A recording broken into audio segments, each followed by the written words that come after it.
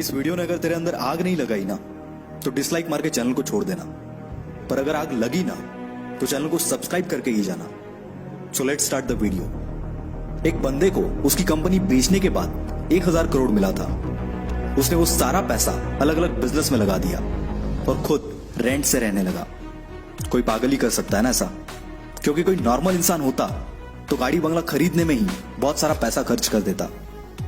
यह पागल इंसान और कोई नहीं, इलॉन मस्क है, जो कि आज वर्ल्ड की कई लीडिंग कंपनीज का मालिक है और आज इसकी नेटवर्थ है 1,40,000 करोड़। और यह सब उसके पागलपन, उसकी जिद का ही नतीजा है। क्योंकि भीड़ के साथ चलना तो बहुत आसान है, पर पागलपन ही चाहिए भीड़ से हटकर कुछ करने के लिए। जिस बंदे को कभी उसकी भारी आवाज की वजह से रेडियो से रिजेक्ट कर दिया गया था, उसने जिद पकड़ी और वो मुकाम हासिल किया जिसके कई लोग सिर्फ सपने ही देखते हैं। जी हाँ, मैं बात कर रहा हूं अमिताभ बच्चन की।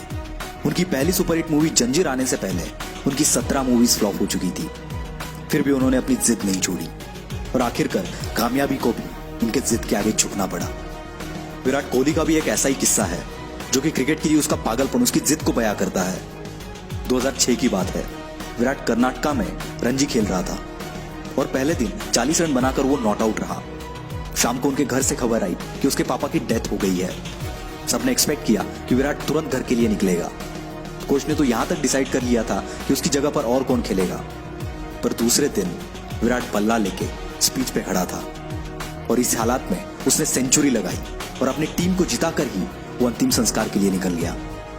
इसे पागलपन नहीं तो और क्या कहेंगे। लाखों में किसी एक के पास ही ऐसी जिद, ऐसा पागलपन होता है और वही कुछ हटके कर जाता है। दिन का 15-15 घंटा काम करने के लिए सिर्फ एनर्जी नहीं, बल्कि उस काम को करने के लिए वो जिद, वो पागलपन होना चाहिए। क्योंकि ऐसे जिद्दी, ऐसे पागल लोग परसेंटेज में नहीं, नंबर्स में होते हैं। ऐसी एक जिद और पागलपन से भरी हुई कहानी है दशरथ मांझी की, जो कि अपनी पत्नी को टाइम पर हॉस्पिटल ना पहुंचा पाए, क्योंकि उनके गांव से हॉस्पिटल के पीछे एक बहुत बड़ा पहाड़ था और उसी वजह से उनकी पत्नी का देहांत हो गया। बंदे को गुस्सा आ गया और इसी गुस्से को उसने अपनी जिद में बदल दिया और इस बंदे ने केवल छेनी हथौड़े से 22 साल में 55 किलोमीटर का पहाड़ तोड़ दिया।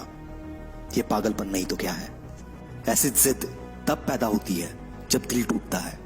कुछ लोग तो इसमें बिखर जाते हैं, पर जो इस दर्द को, इस गुस्से को जिद में बदल देता है, उस बंदे को रोकना नामुमकिन है।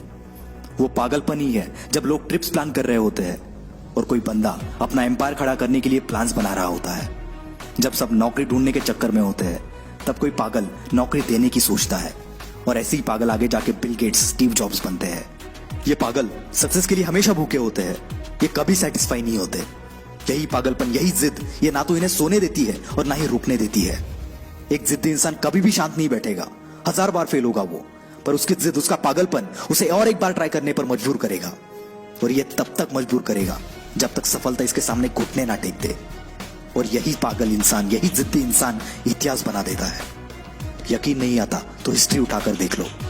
भला कौन बंदा 1000 बार फेल होने के बाद भी कोशिश करना नहीं छोड़ता? कोई पागल ही ना। और उसी कारण ये पागल जिद्दी इंसान दुनिया को रोशन कर देता है। जी हाँ, मैं बात कर रहा हूं थॉमस अल्वा एडिसन की। 65 साल का एक बंदा जिसे ऑलरेडी 1000 बार रिजेक्ट कर दिया गया था, फिर भी उसने अपनी जिद नहीं छोड़ी और KFC जैसी होटल्स की चैन खड़ी कर दी। जिस बंदे को अंग्रेजों ने उनके होटल में नहीं आने दिया, उस बंदे ने जिद पकड़ी और दुनिया का सबसे बड़ा होटल ताज बना दिया। दोस्तों, ये एक जिद ही है जो एक नॉर्मल इंसान को एबनॉर्मल बनाती है और फिर ये एबनॉर्मल लोग ऐसा कुछ कर जाते हैं जिसके बारे में नॉर्मल लोग सोचने से भी डरते हैं। इसलिए आपको जो भी अच्छा लगता है, जो भी आप करना चाहते हो, पागल बन जाओ उसके लिए और जान लगा दो उसे हासिल करने के लिए। क्योंकि जब तक ये जिद, ये पागलपन आपके अंदर नहीं आएगा, तब तक आप नॉर्मल ही रहोगे। और अगर नॉर्मल रह के ही मरना है तो ऐसे ही जियो, पर एबनॉर्मल बनना है तो जिद्दी और पागल बनना पड़ेगा। वीडियो अच्छा लगा तो ही लाइक करना, शेयर करना और हमसे जुड़ने के लिए नीचे वाले लाल बटन को दबाकर चैनल को सब्सक्राइब जरूर करना। This is will power star, signing off for the day.